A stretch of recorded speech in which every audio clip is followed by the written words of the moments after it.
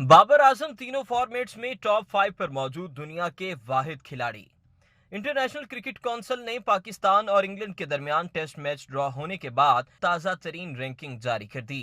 Test players ranking में Pakistani cricketers की दर्जाबंदी में बेहतरी आई है। बैटिंग में बाबर आजम के करियर की बेस्ट 5वीं पोजीशन पर वापसी हुई है, जबकि बॉलिंग में मोहम्मद अब्बास 2 दर्जा बेहतरी के बाद 8वीं पोजीशन पर आ गए हैं।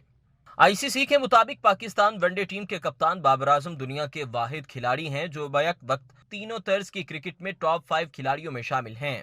बाबर आजम टेस्ट में 5वें, वनडे में तीसरे और टी20 में पहले नंबर पर हैं।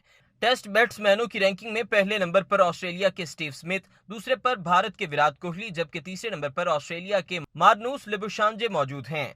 बॉलर्स पर नजर डाली जाए तो पाकिस्तान के मोहम्मद अब्बास 10वें से 8वें नंबर पर आ गए हैं। ऑस्ट्रेलिया के पैट कमिंस बदस्तूर पहले नंबर पर मौजूद हैं। दूसरे नंबर पर English fast bowler Stuart Broad, जबकि तीसरे नंबर पर ऑस्ट्रेलिया के नील वेगनर मौजूद हैं।